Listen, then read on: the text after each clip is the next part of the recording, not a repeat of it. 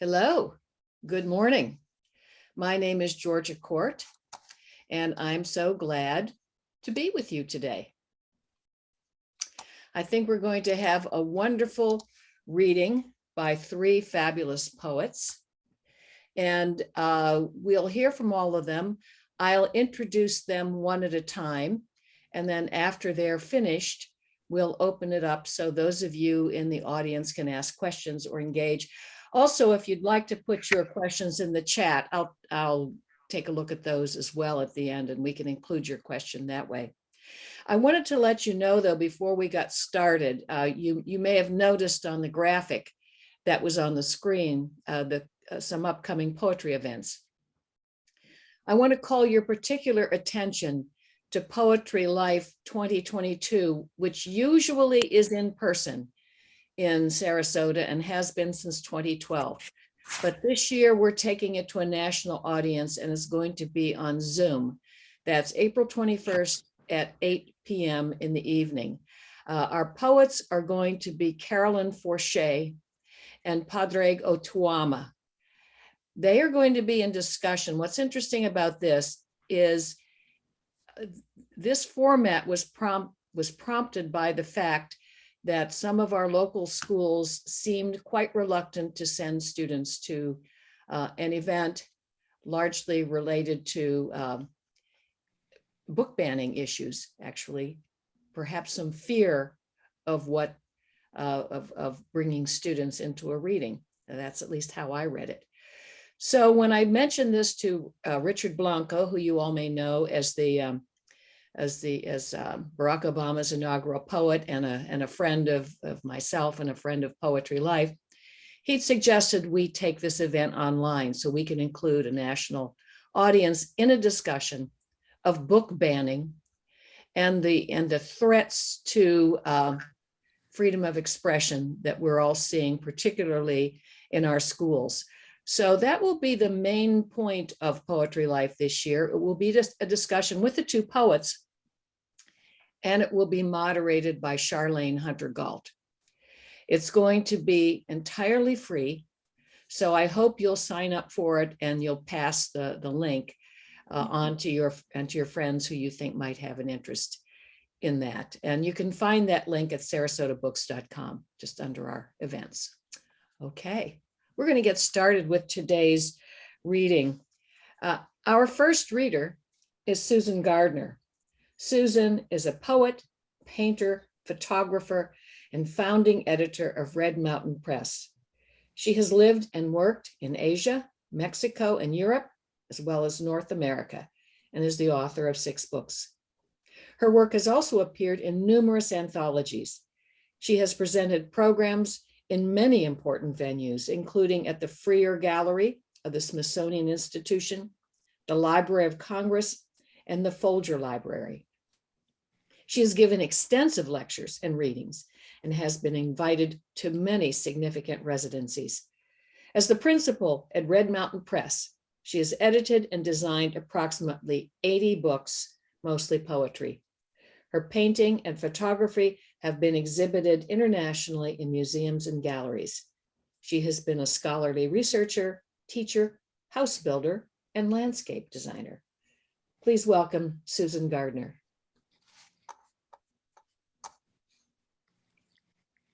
Thank you, Georgia, so much, and Andrea for inviting us and doing all the work that takes to do one of these Zoom things. And I say to everyone, when we can be in person again, you should see the new glorious Bookstore1. Georgia has outdone herself. I've been working on the memoir Correspondence for about 2 years. And a new poetry book, Love and the Weather, has come along in the last few months, and I will read from both of them. Night work. In the night silence, the house hums darkly. Wood creaks with memory of its tree life. Refrigerator defrosts itself around ice cream.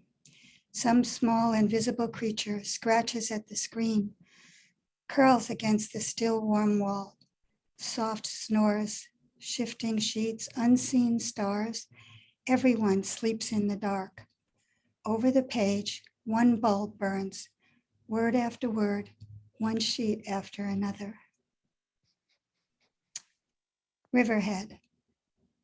Born in cloud, rivulet rolls down the top of the watershed, falls into its course, moves each pebble, each minima of silt, pushes topsoil and boulders captured in the dams of beavers and humans, tumbles again, white and rapid over rocky flumes, murky as it spawns new oxbows, lethargically clears old floodplains. Every inch replicated, unreplicated, every moment past is past, gone. In the last, every royal dram joins the sea, born again to cloud. I've been thinking about the residency I had a few years ago in a castle in Ireland. It was a wonderful experience. They're all wonderful. Drizzle dawn. A fret of rain rouses the drizzled day. Mist shimmers, passes, wheels back, until for a quarter hour it lifts to show the edges of clouds. On St. Mullen's stone walls, belfry high above the river, condominiumed nests crowd higher. In flapping air, noisy thousands bank, curl, shift to starboard, circle furiously. Moot meeting of the Parliament of Crows. At St. Canice's Cathedral, Kilkenny. On the funerary cover, drapery shining black and beautiful. Centuries of parishioners have yielded to its tactile seduction and left a polished ghost of their passing caresses. Flesh and bones consumed by decades ticking on, century yielding to millennia, and none of these lords and their few ladies noticing at all. My hand trails the looping folds of medieval Irish limestone, polished perfect black, a shade thinner, more black now than before I came. And I too am a shade thinner, a microscopic layer of fingertips left on this lady's robe cloaks her eternity, but not mine yet. Overnight, clouds swollen black against blacker hills, scraps of sky crack out, rolling cloud dark with icy rigidity. Hoar sky gleams low, traces of fogs glitter, rhymed with damp frost. Over serrated summits, no reflection, only flat pale gray, cloud-veiled, snowless day. Fireplace burns last year's pinyon. At the window, snow piled on already fat lilac buds, virgin pink to shriveled brown. In the moonlit frost, fleeting fertility, lost to April inconstancy.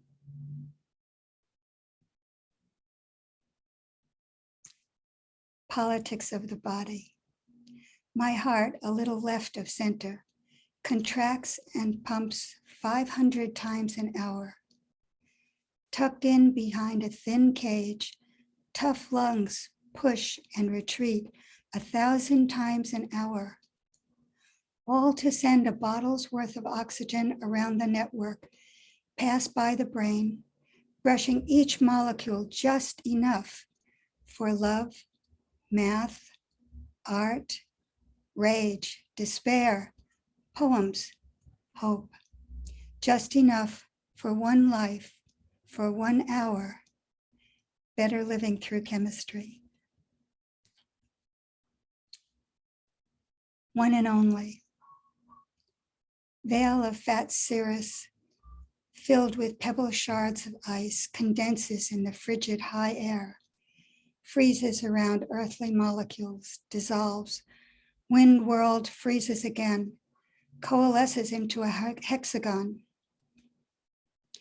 Falling ice drops bent by descent, by neighboring adolescent crystals, droplets, wind, cold, spiraling atmosphere.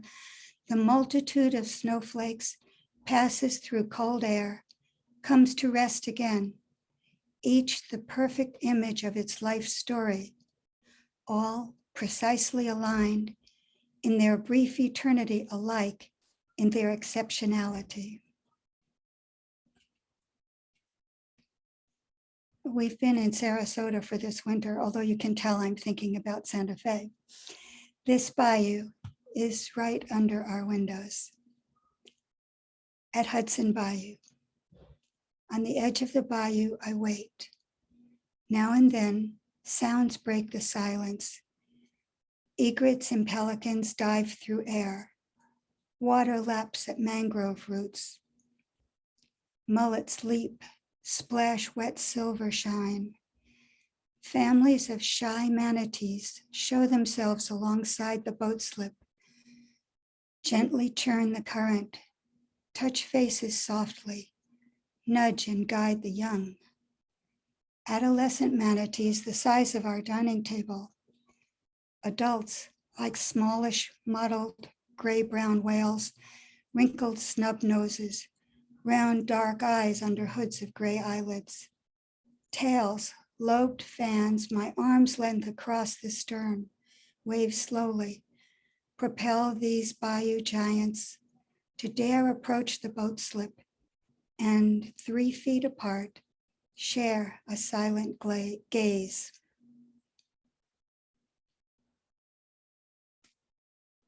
Ghost along the tracks. Rough cut stones, ragged and roofless granite walls piled up, heaped on what was once the floor, where windows were perfect rectangles of the mason's craft look in. The room, once low-roofed, dark and closed, now illuminated by refractive rolling mist. Every standing stone silvered in waves amidst the grasses, lupines, wild barley.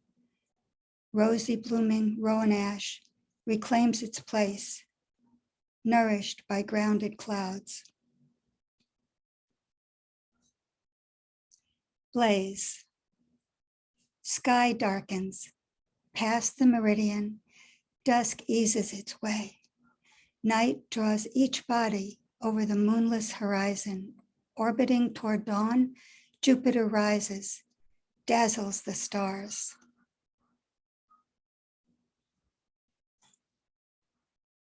Forbearance. All this long showery day, clouds scud in the wind, chase isobars of cold air across the roiling jet stream. Spring arrives in freezing sunshine, stutters, backslides, bows in on the back of cold April bluster. Snug nestlings keep in sheltering eyries. Frost traces each greening leaf. Peony buds close back on themselves. Tomato blossoms explode in icy dismay. Riven with desire, all wait for another day. And well, you can see I'm not a Floridian, even though I am here. This poem is to my dearest friend. Held close, in the kindly embrace of close-held love, the touch of familiar affection fills my heart. Our faces suffuse with a blush of surprise in the pleasure of our company.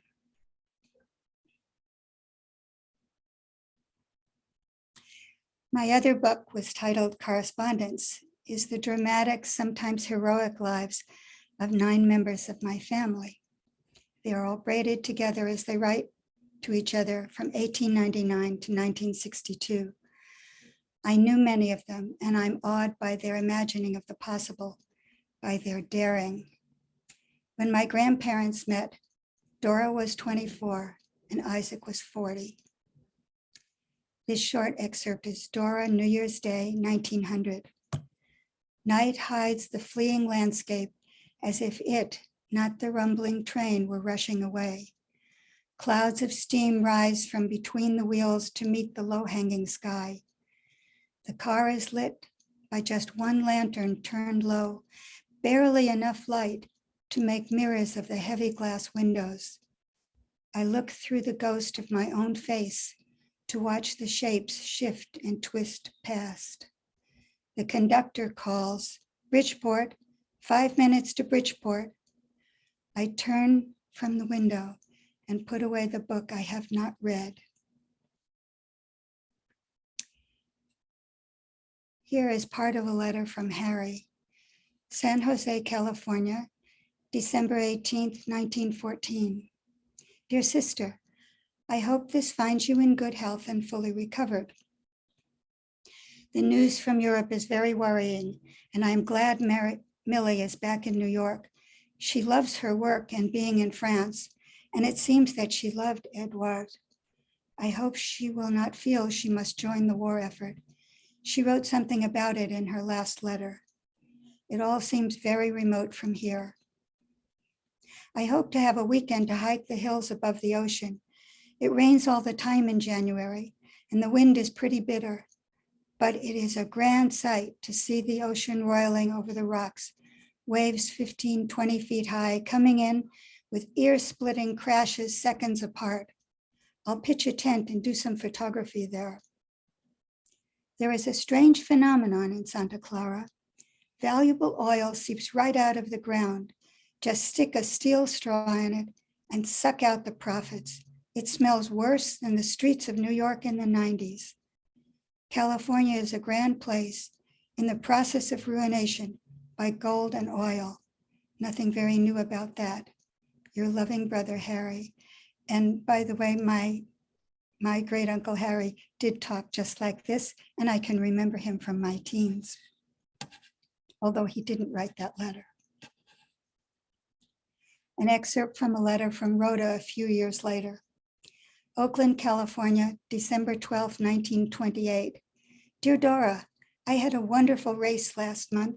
It was all day and ended at the Art Museum in San Francisco.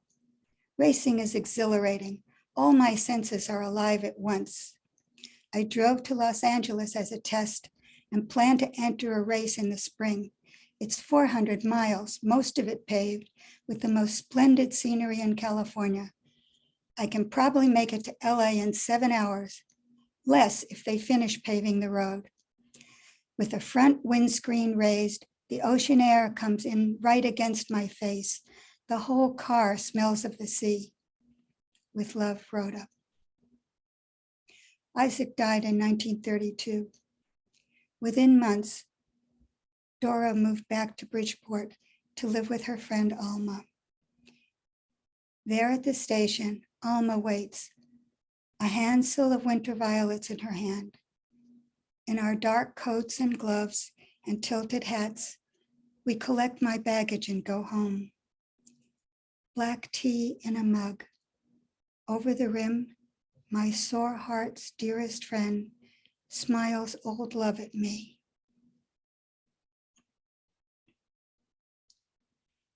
The next is an excerpt from a letter from Dora's brother, Charles. At this time, he is already 76 years old, and he will do this work into the 1960s. London, June 28th, 1947. Dear sister, please forgive my delayed reply. After some family concerns, Charles goes on, I have been struggling with family reunification. Very troubling to go to Germany. All have such terrible trauma. Perhaps 100,000 children have survived, some hidden, some in the camps, about 10% of all the Jewish children in Europe before the war. France has taken in many of them. Finding their families is an immense job. Your loving brother, Charles. Dora's friendships, the struggle for suffrage, raising 7 children, work on social causes, fully held her attention for decades. Isaac, from his arrival alone as a teenage, almost penniless immigrant to enterprising businessman, was father to 10 children and found the love of his life. The story is memoir and fiction with 45 poems and 48 letters from widely dispersed sisters, brothers, and Dora's friend Alma. And I hope I can come back and read a little more of it to you sometime. Thank you. The next is my wonderful friend, the great poet Miriam Sagan. Yes, Miriam is next. So Miriam, if you could unmute yourself. Miriam Sagan is the author of 30 books, including the novel Black Rainbow and Geographic, a memoir of time and space, which won the 2016 Arizona New Mexico Book Award in Poetry. She founded and headed the creative writing program at Santa Fe Community College until her retirement in 2016. Her blog, Miriam's Well, has 1,500 daily readers. She has been a writer in residence in 4 national parks and another dozen or so remote and unique places. Her awards include the Santa Fe Mayor's Award for Excellence in the Arts, the Poetry Gratitude Award from New Mexico Literary Arts, and the Lannan Foundation Residency in Marfa. Please welcome Miriam Sagan. Thank you for having me.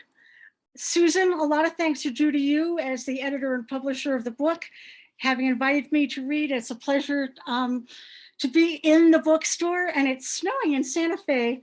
Usually when it snows on the day of a poetry reading, there's a kind of panic. Is the reading canceled? But I'm on Florida weather on Zoom, so thank you for having me. I'm going to start by reading a poem called Ancestors, which is set in the Ukraine, which I think really was thought of by my grandparents as the Pale of Settlement, where Jews were allowed in Eastern Europe.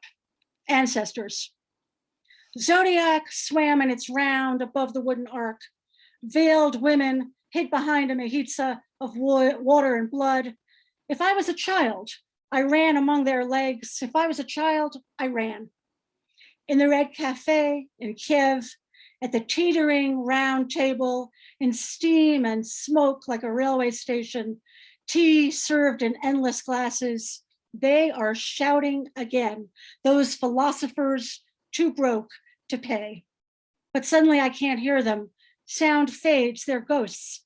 And what am I? In all of history, who can care about one girl, tired, besmirched, sitting by the coals of a dying fire? Who can care about birch trees? There are so many.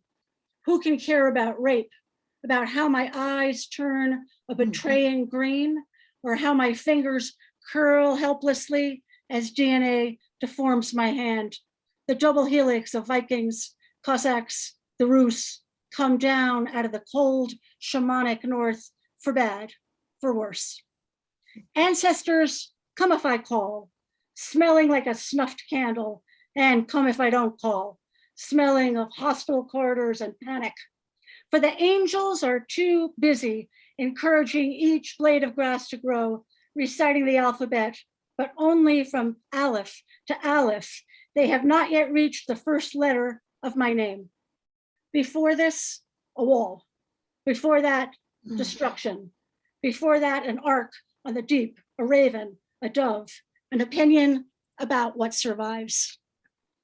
I feel that Susan and I share what I might call a historical imagination or a geopolitical imagination, and therefore poems written on a quiet afternoon might suddenly seem to have been written about world events. It's a little startling to a writer, and I don't feel that it's prescient. I think I feel these things are always with us. Offspring. This is to my daughter, the opposite of ancestors. You look like me. We sit at the square table. Our DNA walked out of Africa into the Iberian Peninsula. Indigo patterns, circles, dots, lit candles. We covered our hair with lacy shawls, sat in cafes, Kiev, Avenue B, and the bars of places called Old Town. And so we attempted to avoid subjugation, a word, a coin, a slap. Thank God for not having made me a woman, a man prays every morning.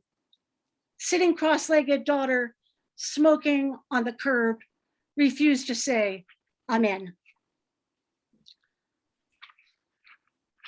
And now I've got a North Korean missile apparently with me so frequently that it makes itself into a book. As you know, this lovely book designed by Susan came out quite recently, but you know, a book doesn't come out spontaneously.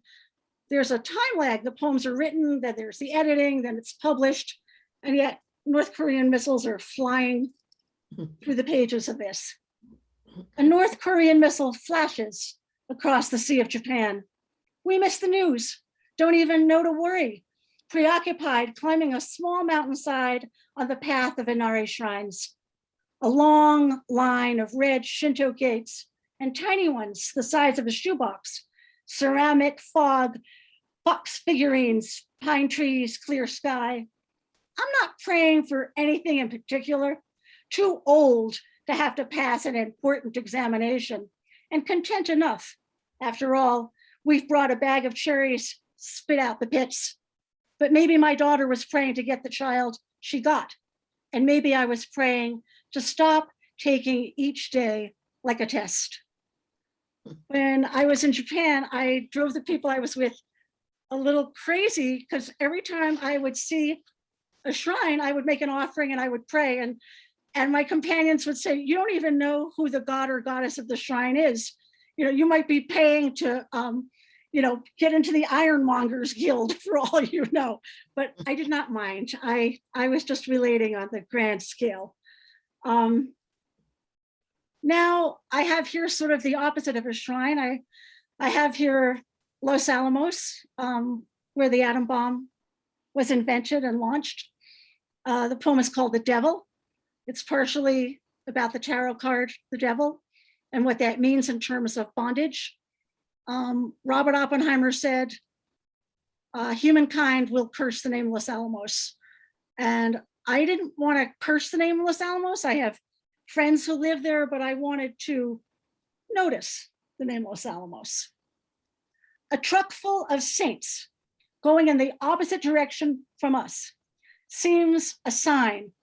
A bed full of plaster St. Francis's and so many Virgins of Guadalupe, each with her halo and her foot firmly on the Aztecan serpent.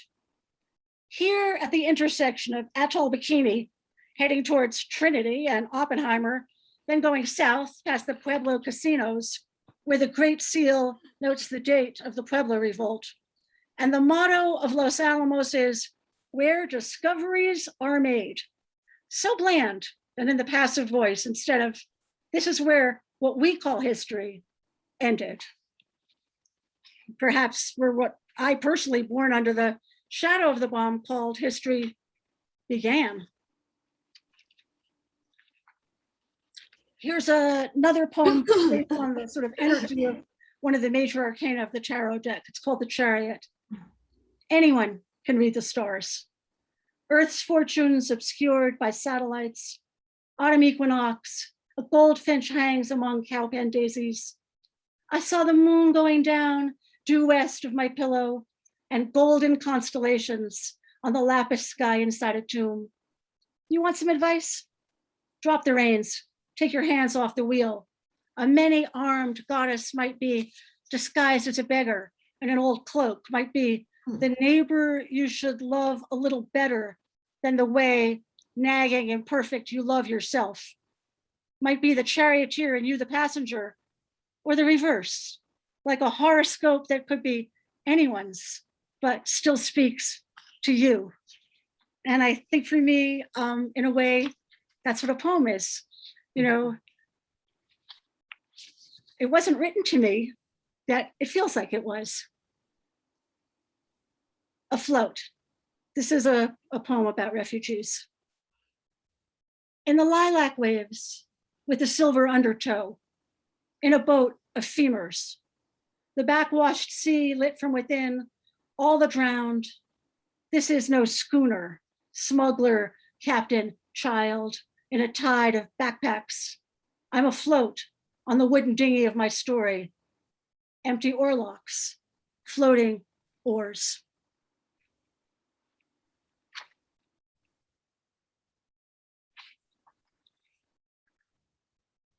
This poem is about my dad. It's a poem about the pandemic, but really, it's a poem about a New Yorker, my father. And it's a poem about all New Yorkers. It's called Manhattan. My father called everyone sir. It was his egalitarian mission. They called him that. He responded in kind. My father was not naturally a lover of people, but he loved humanity in general. Sir, he'd bellow at the man selling chestnuts from a cart. Hot, they burned through mittens as we tossed them from hand to hand before peeling, finally eating them, so meaty and sweet. My childhood is gone. Now from that ravaged city where piled corpses are buried on the little islands that welcomed them before, unmarked, nameless. The chalk erased from the sidewalk, the hopscotch labyrinth that once led, throw a stone, then hop, hop to the square marked paradise.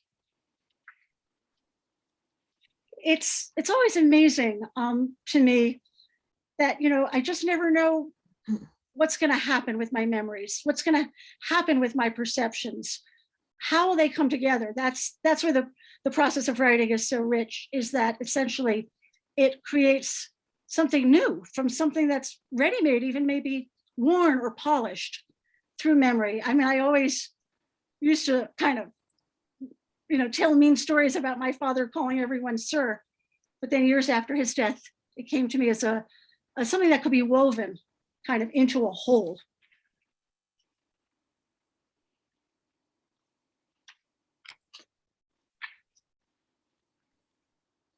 Stasis. What you fear, you will not necessarily find, but you will think you see it, thrashing in the shallows. Every summer, the Gulf Stream brought pilot whales, the southern tip of the northern lights, green horizon. Dying, my mother said she was in the burning place.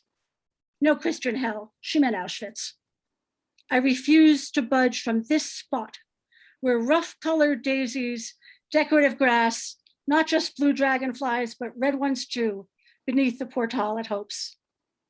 The tide of day brings everything to my door, and the outflow of darkness touches my feet with both kinds of worlds. Among Kilims, the weaver knots the thread. Sky blue, pale red Argentine. Imperial powers come again, the cost of being a land bridge. Giant Buddhas in still larger caves step forward, serene in samsara, even blown to smithereens.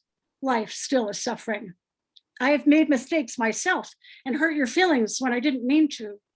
I also have a tribal name, Miriam Eli, if I answer to it.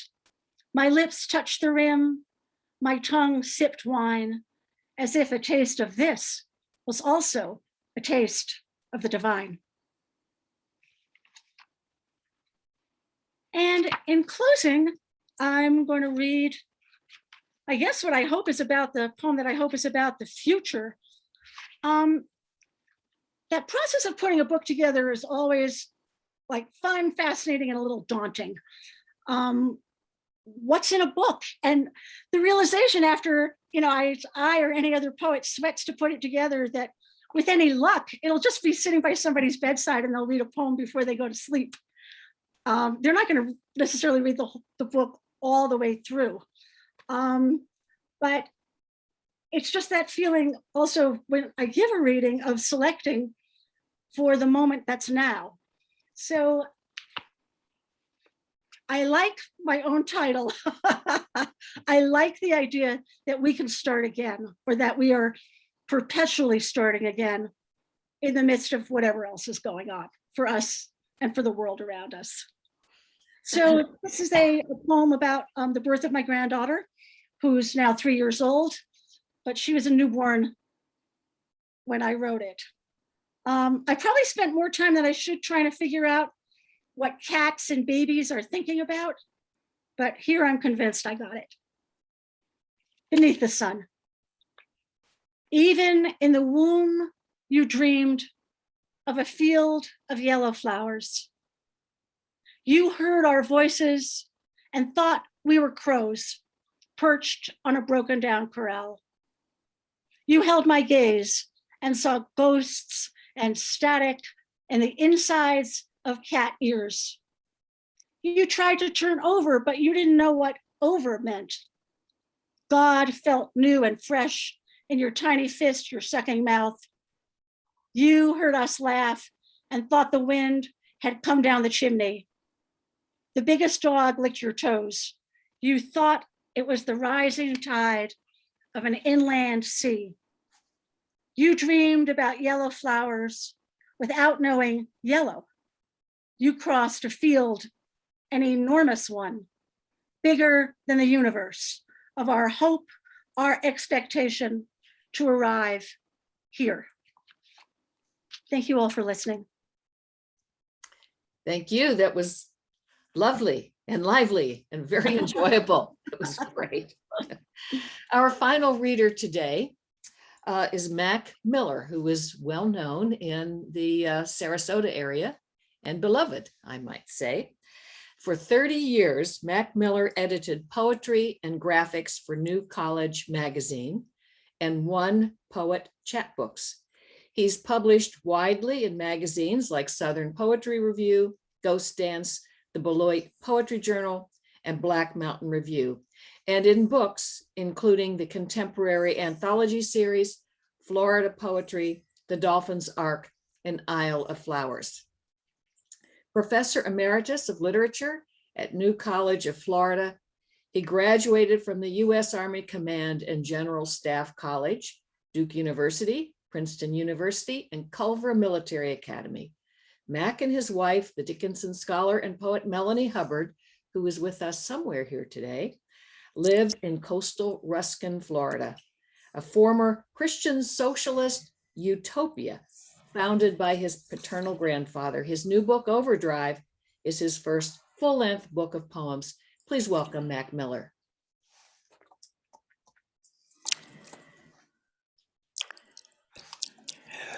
Okay, I'll kick off, even though you guys are a hell of an act to follow.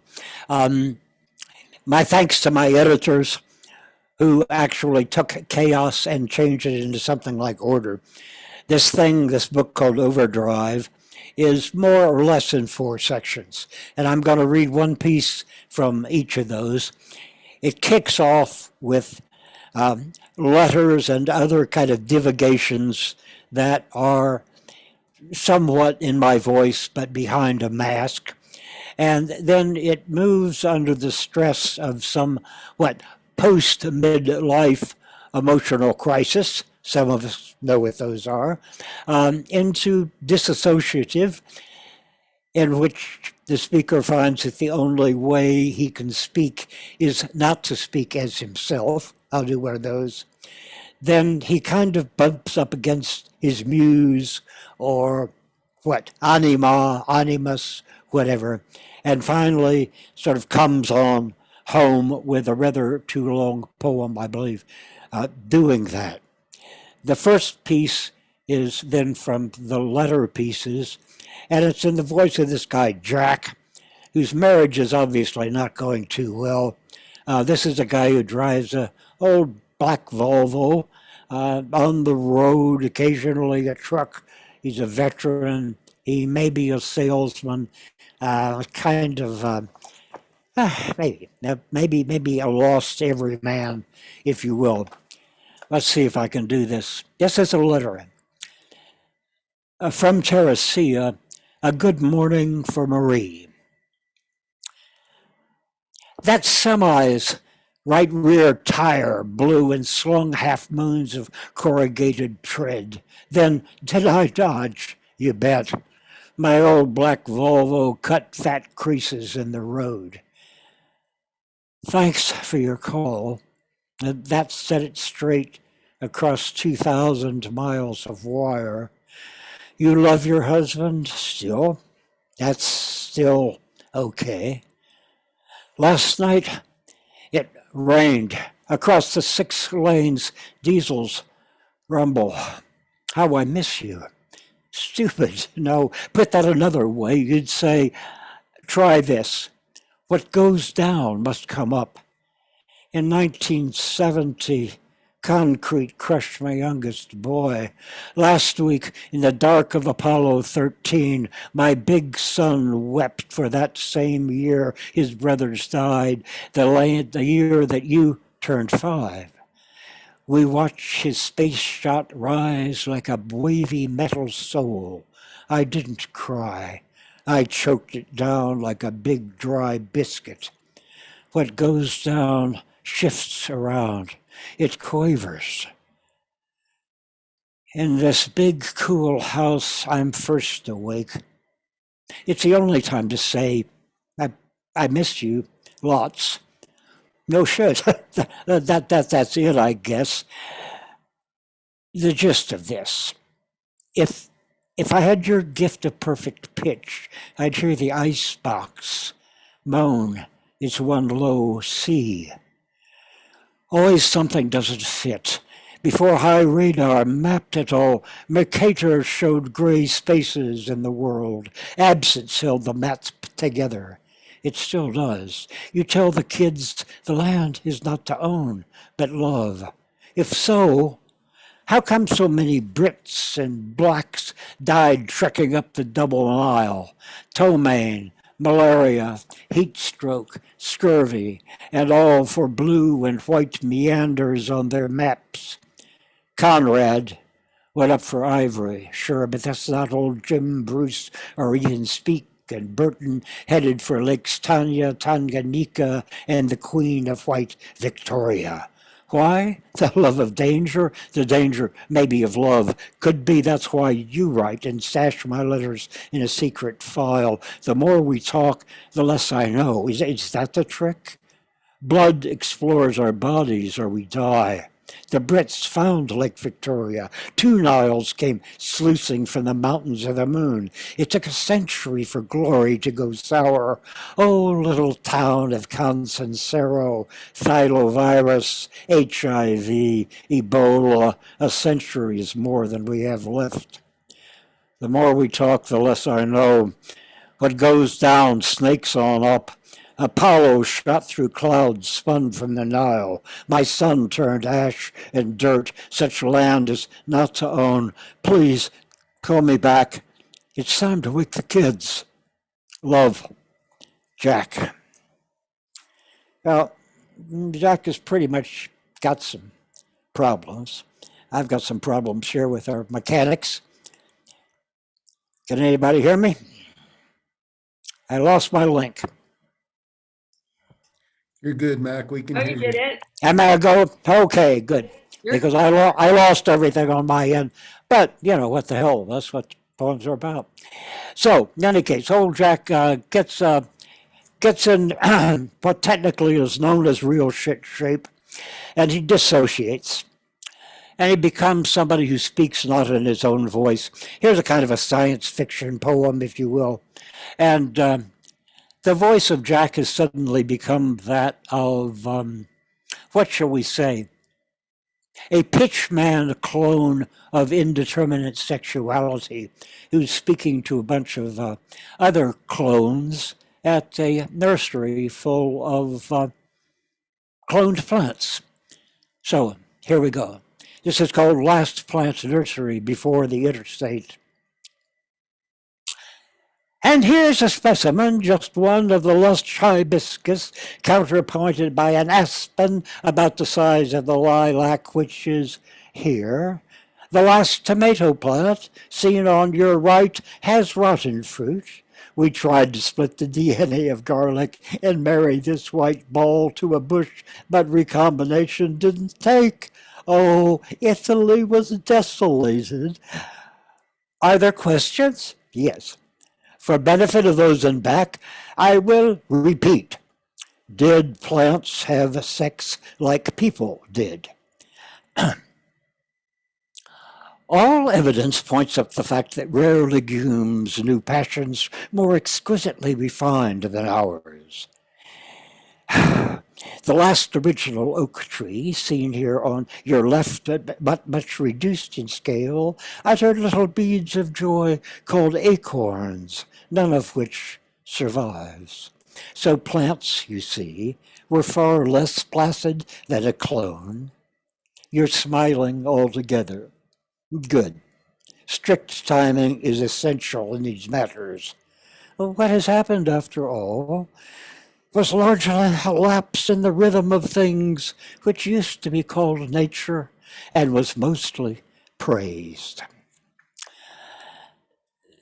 The next move is toward something like a muse. Oh, it's hard to tell because I lost my place in the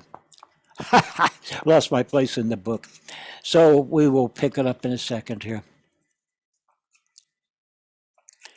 I hate it when people do this.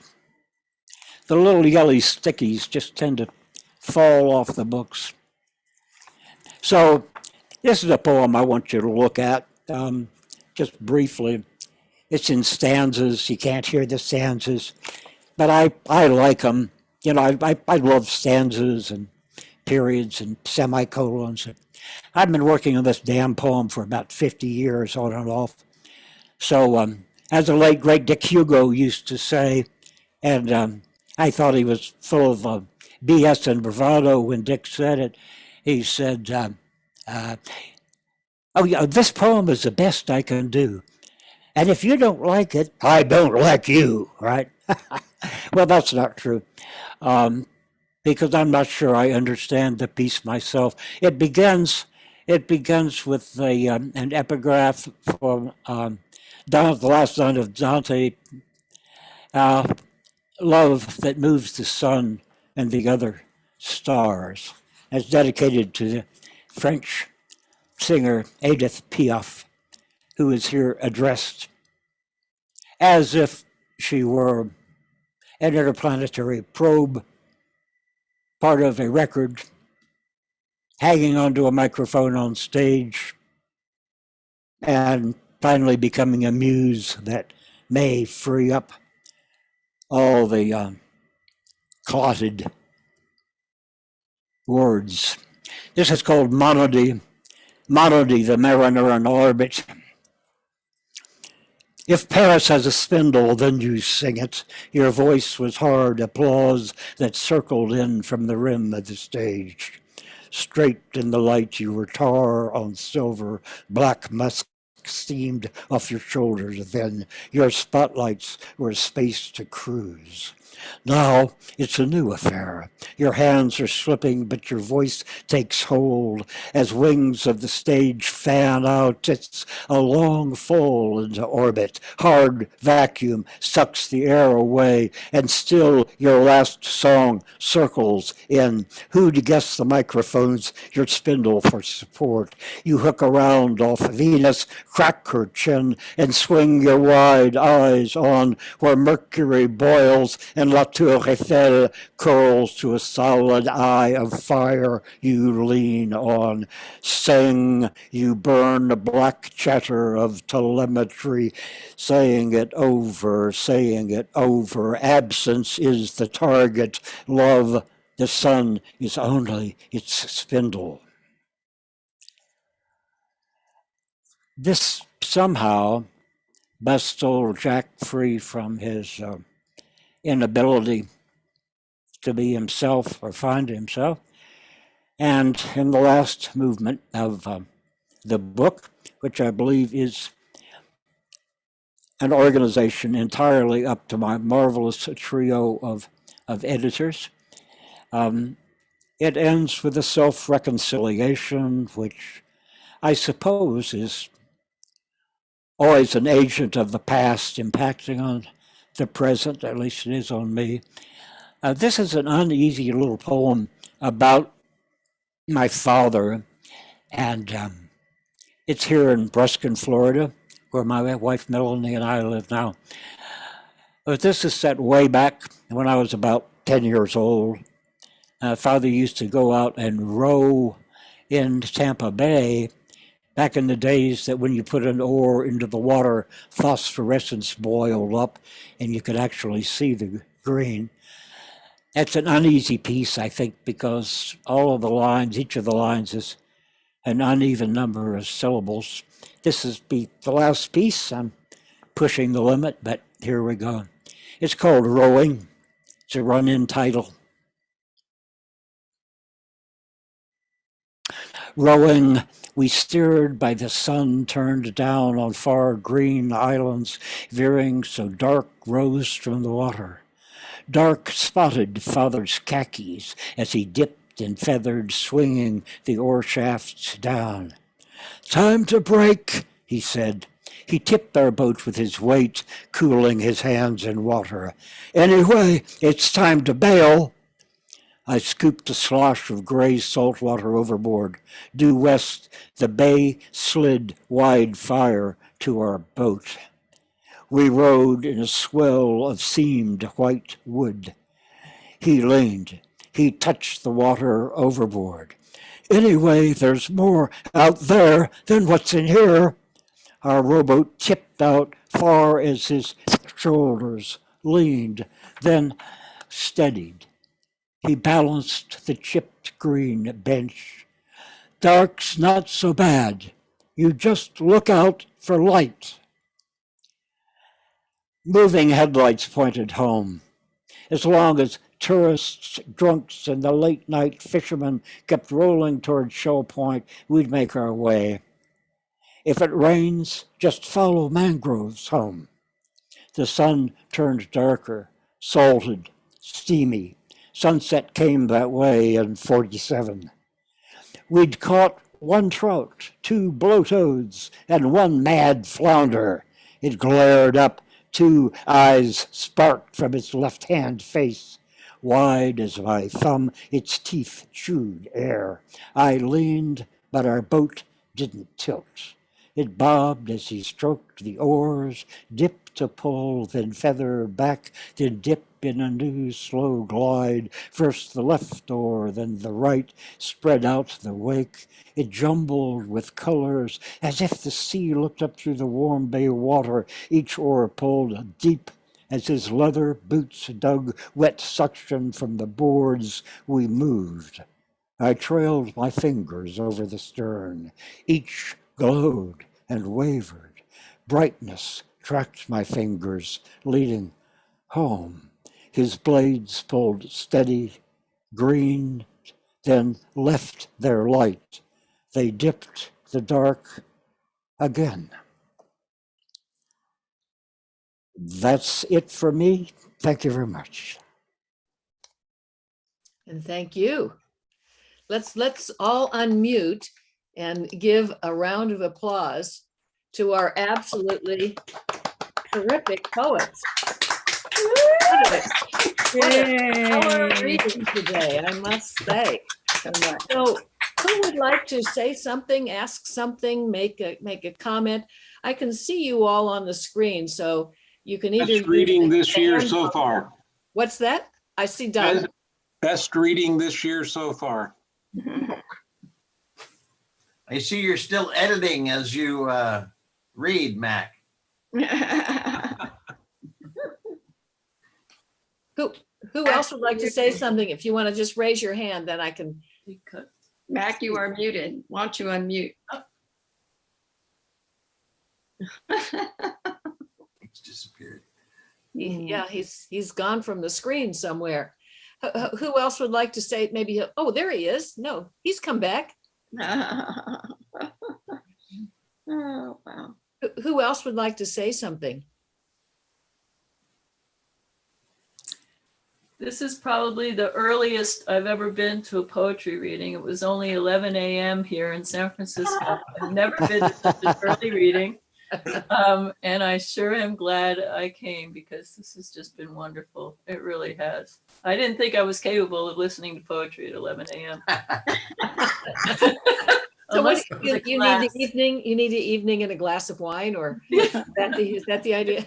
Concentration, that Right. early in the morning, but this has been way easy to do.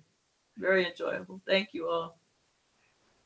Who else? Same would- here. Thank you for A coming. challenge for the West Coast, but delightful.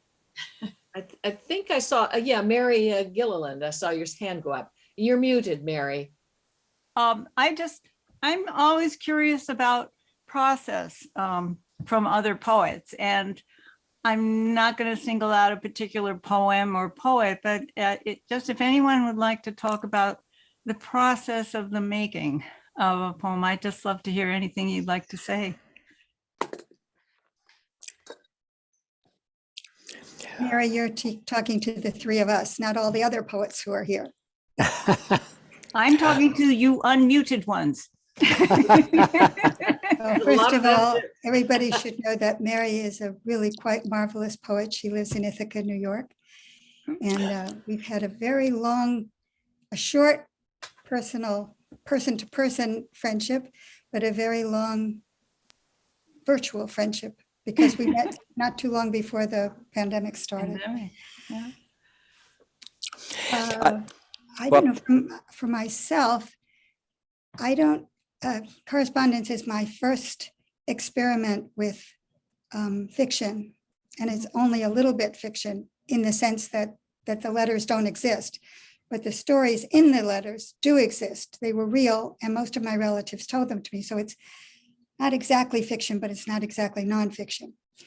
But for everything else, especially the poems, from my own experience, I don't actually know how to make things up.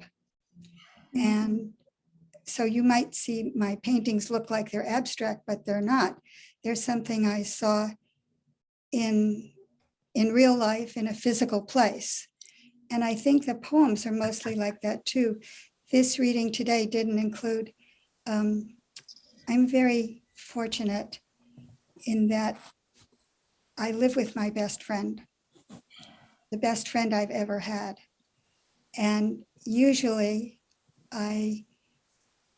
almost every reading includes something for him. As it did today, I said one poem was for my best friend. It's not rare, but it's not so common either to be married to your best friend. And it inspires me to think about the way people can manage and get along in the world, or the way they choose not to get along in the world. And I've, about painting, but it applies to poetry as well. I had to give an artist statement, you know, those things they put up on the wall. And one of the things I said was that artists, including poets, have a choice. The world is extremely noisy, and to be heard, we can add to that noise and be louder than everybody else. Or we can think about if there's an alternative to that noise. And if you think of a poet like Miriam, or like you, Mary, or like some of the other people who are here today, we have opted, or I see Maggie Chula there, she also has opted. It doesn't mean we're ignoring everything. It doesn't mean we live in some fairyland, although that would be nice, at least an hour a day or something. But we made a choice to do something else. And by the way, Mary, you and Miriam should get together, because Mary has a very long, beautiful piece, goes on for about 120 pages, is it? That I started helping edit a little bit. Down to 75. Oh, well, that's nice. I'm glad to hear it. Yeah. About Los Alamos, and about New Mexico, and about uranium, and about love. Did I misspoke? And I think because it's about love, it puts everything else in perspective. And I hope that in my case, that's what happened. I didn't always live a life where love was predominant, where it was the most important thing that existed. In fact, most of my life I didn't. And then the last 30 years, it has, and it's changed everything. And I think that when we think about the role of quiet compared to noise, that's a very important factor. I think everything else will come from that. Miriam, you're nodding your head. You must have something else to say. No, it's just what you said was really beautiful. Really, it really touched me. And I love a question about process. So, and I think what I'm going to say is kind of maybe a little connected to what Susan said. So I started writing seriously when I was 16, and I was convinced correctly that I had everything I needed to be a poet. I had a notebook and I had a boyfriend. And those were my essential ingredients to life. And then I realized pretty soon that I needed a third thing. I needed to read. And I read without discrimination. I read literally everything. I didn't know if it was good or bad. If New Directions put it out, I would buy it at the bookstore at 179th Street and Broadway, and I would read it. I bought a book every week. So for me, I guess process is ongoing, right? It's daily. I would write my poem a day. I would have my boyfriend. I would read my 100 poems from the Chinese by Rex Roth, and I'd read another 100 poems from the Chinese by Rex Roth. This has served super well. Super well. That's the reason I was nodding, is that I do think that love or intimacy or connection, not to a human being necessarily, but often to people, most often to people, maybe. All kinds of love, relationship to place. You know, I was at the Everglades as an artist in resident, the first one I ever did with the parks, which was essentially transformative, to attempt to become intimate with something so large, unfamiliar, and full of conflict. So that intimacy, that sense of connection, metaphor as a sense of connection, to be in love with things, ideas, that's essentially, I think, is a great deal of the fuel for lyric poetry. And you know, maybe my reading is, I have a little more discrimination than I used to. I also became quite fascinated by how printmakers and certain visual artists work, how they would create a series and then they throw out what they didn't like. And I think it was in my mid-20s when I started to know a lot of visual artists. And not everybody works that way, but I started to get permission to work that way because I'm not a super precise or revision-oriented poet. It's like, if I hit it, I hit it. And if I didn't hit it, it's super unlikely it'll come to life. It's just a fallen souffle. So this kind of gave me permission to discard it rather than trying to perfect something that was pretty flawed. And things just come out sequentially. I mean, how old am I? I'm almost 70. I probably have about as much control over what souffle falls or doesn't as I did when I was 16, but it's still super enjoyable. So that's my process report. I think that's exactly right. I thought that I loved the landscape and things like that. I grew up in New York City also, although we didn't know each other. And I thought I was in love with things like Wave Hill and the cloisters and things like that. And unlike you, I didn't go to 179th Street. When I was about 10, my father took me to the Strand bookstore and I started buying used books, which I love beyond belief. I would rather buy a used book that somebody else has read and feel connected to them too. But I really fell in love when I got to Santa Fe and I discovered that I love the Rocky Mountains. And there's not a book I've ever written, there's not a painting I've painted since I got there that isn't a reflection of how much I love the landscape of New Mexico. And so that always underlies everything for me. In fact, when I married my husband, which is quite a while back, I told him I would love him as long as the mountains were there. Now, Mac, would you like to add? Here is anything? Mac. I don't see him anymore. He's here. Mac, Yep. would you like to add anything to this? Yeah, I would. I hate to say it, but I don't really believe that creative writing can be taught. What can be taught and learned is technique. And if one thinks about technique as being inherently experimental, which I think it can be so construed, then suddenly content comes flooding in. Not to be too self-involved, but since the question was about process and perhaps how stuff gets done, I'll just say that some of us, among the three readers, have written or appropriated letters. And writing a letter in a poetic format is an experiment in itself.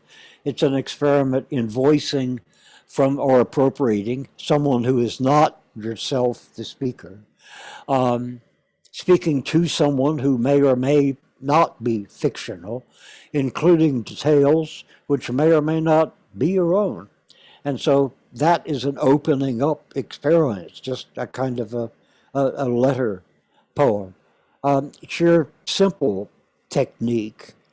For example, the last piece, Rowing, is all written in, each line is an uneven number of syllables. And why is that neat? Well, Donald Justice got me onto that in his book Nightlife.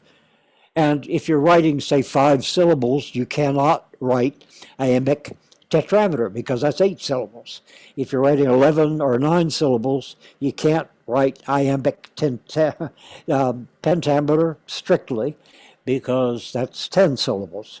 So you've got this kind of weird, edgy French symboliste thing that works sometimes in English and sometimes it doesn't.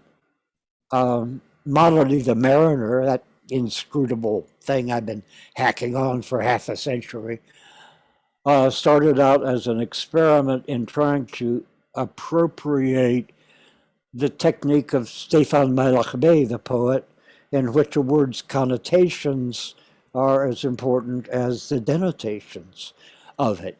And spilling over into part Crane's work, which that's what Crane does really, I think, all the time, work with the denotative and the connotative at the same time.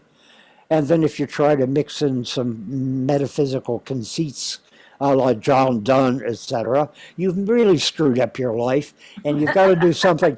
You've got to do something that is either absolutely marvelous or a complete and utter failure. So technique can be taught. And I forget who said it first, but almost every poet whom I've talked to says something like this. Says if you're writing in meter, the meter isn't important. The meter is that little bit of meat that you throw out for the watchdog of the mind. And the watchdog of the mind goes out and it grabs that piece of meat, and then your mind can get free and run in and rob the damn house, right? So poetry wants to rob the damn house. And I think whether you got to pick the lock, throw the meat, be Mallarmé, or just be honest and love nature and other people, those are technical, theoretical, personal, emotional ways to get at poems. That's my thoughts. Well, thank you. I think we've kind of come to the end of, although I see Terry Drake has her hand up. We'll take one last comment or question. Hi, everyone. I just wanted to say thank you for a really wonderful reading. And I'm really happy to see Mac Miller, who was my first professor in 1982 and did a great job of teaching me technique, which allowed me to also find my voice. And I was just curious for him if he could describe how he feels like his body of work has changed over time to where it is now. And, you know, if the other poets want to answer that too, that'd be great. Boy, I'll make this really fast. If I look a little, beat up, etc. here, and if my diction is a little bad, it's for dental surgery. But let me answer your question by thinking about the toilet I fell into about 3 days ago. Okay, it's a vortex. You pull that little lever, and all of a sudden the water starts going around. Why does water start going around? Why is it clockwise, not counterclockwise? Where the hell is it going? Why is it going to go where I want it to? Why did it take best part of my life away? Down, and down it goes, and it changes. And that's what it is. Thank you.